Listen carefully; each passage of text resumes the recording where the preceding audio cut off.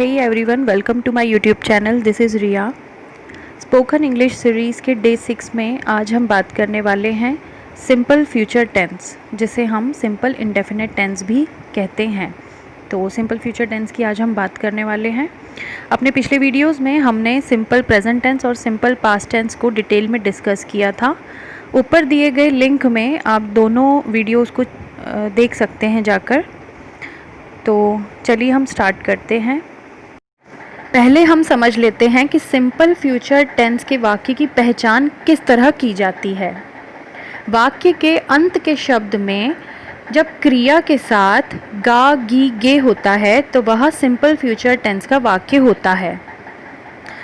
Affirmative sentence या सकारात्मक वाक्य का स्ट्रक्चर इस तरह से होता है।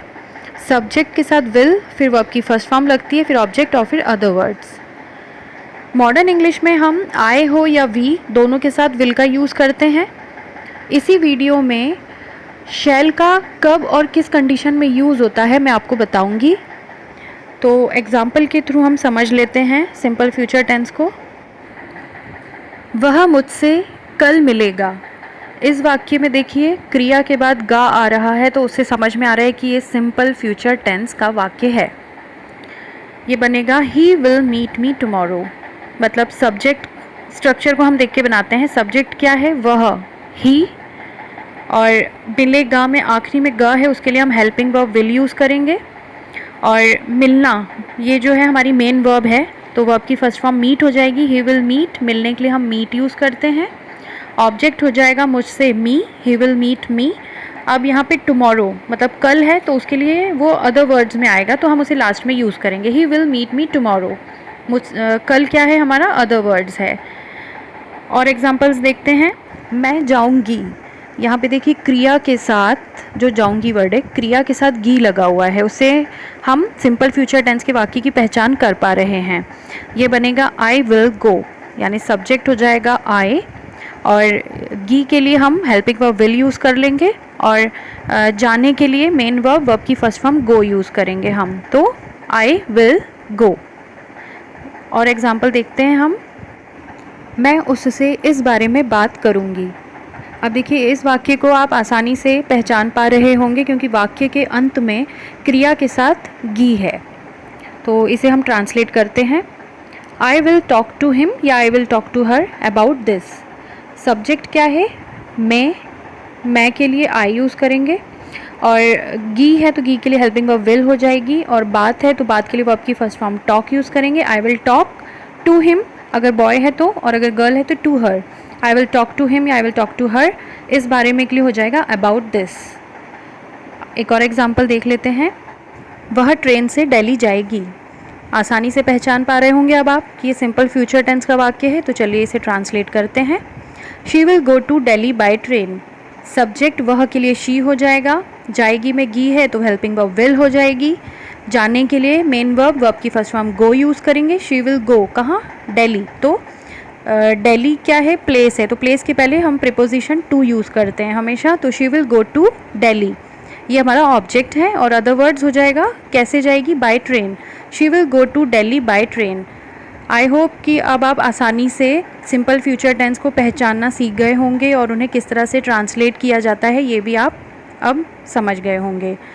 तो अब हम नेगेटिव सेंटेंसेस को समझ लेते हैं सिंपल फ्यूचर टेंस में कि उन्हें किस तरह से पहचाना या बनाया जाता है। पहचानना तो अब बहुत आसान है, किस तरह से बनाते हैं उसका स्ट्रक्चर भी हम देखेंगे साथ में। Subject plus will plus not, फिर वर्ब की फर्स्ट फॉर्म, ऑब्जेक्ट और अदर वर्ड्स। ये स्ट्रक्चर है सिंपल फ्यूचर टेंस के नेगेटिव सेंटेंस का। विल नॉट के लिए आप वांट भी यूज़ कर सकते हैं। एग्जाम्पल के थ्रू हम समझ लेते हैं इसे भी। मैं नहीं जाऊंगी, यहाँ पे जाऊंगी गी से पता लग रहा है कि सिंपल फ्यूचर टेंस का वाक्य है, और नहीं से पता लग रहा है कि उसका नकारात्मक वाक्य है। I will not go, subject हो जाएगा आई, और गी के लिए हेल्पिंग वर्ब विल है, और विल के बाद नेगेटिव सेंटेंस में विल के बाद नॉट आता है, तो आई विल नॉट गो। जाने के लिए वर्ब की फर्स्ट फॉर्म गो यूज़ करेंगे। आप विल नॉट को शॉर्ट में भी यूज़ कर सकते हैं वॉन्ट बोलकर, तो आई वॉन्ट गो हो जाएगा। अब हम बात करेंगे शैल की कि उसे कब किस कंडीशन में यूज़ करते हैं। देखिए सिंपल फ्यूचर टेंस में जब अफर्मेटिव सेंटेंस में हम नॉर्मल फ्यूचर टॉक करते हैं तो हम विल यूज़ करते हैं, लेकिन जब हम अपनी किसी डिज़ायर या अपनी इच्छा के बारे में बताते हैं तो उस कंडीशन में हम शैल को यूज़ करते हैं। इसको हम एग्ज़ाम्पल से समझ लेते हैं। मैं उससे कल मिलूँगी। यहाँ मैं अपनी फ्यूचर डिज़ायर बता रही हूँ, मेरा बहुत मन है, मेरी बहुत इच्छा है उससे मिलने की, तो मैं उससे कल मिलूँगी। यहाँ पे शैल का यूज़ होगा।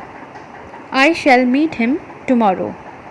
सब्जेक्ट आई, मैं के लिए, मिलूँगी में गी है तो वहाँ पे यहाँ पे डिज़ायर का है, ये डिज़ायर बता रहे हैं, हम अपनी इच्छा बता रहे हैं, तो यहाँ पे शैल हो जाएगा। आई शैल, मिलूँगी मिलने के लिए वर्ब की फर्स्ट फॉर्म मीट हो जाएगा, उससे ऑब्जेक्ट है हमारा हिम हो जाएगा। I shall meet him tomorrow. Tomorrow क्या है, अदर वर्ड्स है, तो I shall meet him tomorrow. अब शैल का हम एक नेगेटिव सेंटेंस भी बनाकर देख लेते हैं कि किस तरह से बनाया जाता है। सब्जेक्ट के साथ शैल, फिर नॉट, वर्ब की first form, object, other words. आप शैल नॉट को शॉर्ट में शॉन्ट भी कह सकते हैं। उदाहरण से समझ लेते हैं हम। मैं नहीं जाऊंगी, आई शैल नॉट गो। आप इसे अगर शॉर्ट में बोलना चाहें शैल नॉट को तो हो जाएगा वो आई शॉन्ट गो। मैं उम्मीद करती हूँ कि आपको सिंपल फ्यूचर टेंस के सेंटेंस अब समझने में परेशानी नहीं होगी। अगर फिर भी आपके कोई सवाल हैं तो आप वो मुझसे कमेंट सेक्शन में पूछ सकते हैं। अब नेक्स्ट वीडियो में हम जानेंगे कि सिंपल फ्यूचर टेंस के इंटरोगेटिव सेंटेंसेस को किस तरह से पहचाना या बनाया जाता है स्ट्रक्चर यूज़ करके। इसमें भी दो तरह के सेंटेंसेस बनते हैं, सिंगल इंटरोगेटिव और डबल इंटरोगेटिव। अगर आपको मेरा वीडियो पसंद आया हो, हेल्पफुल लगा हो तो प्लीज़ लाइक कीजिए और अपने फ्रेंड्स के साथ शेयर कीजिए। अगर आप मेरे चैनल पर नए हैं या आपने अभी तक मेरा चैनल सब्सक्राइब नहीं किया है तो प्लीज़ मेरे चैनल को सब्सक्राइब कीजिए और बेल आइकन को प्रेस करना नहीं भूलिएगा, उससे आपको मेरे आने वाले वीडियोज़ के नोटिफिकेशन मिलते रहेंगे। Thank you so much.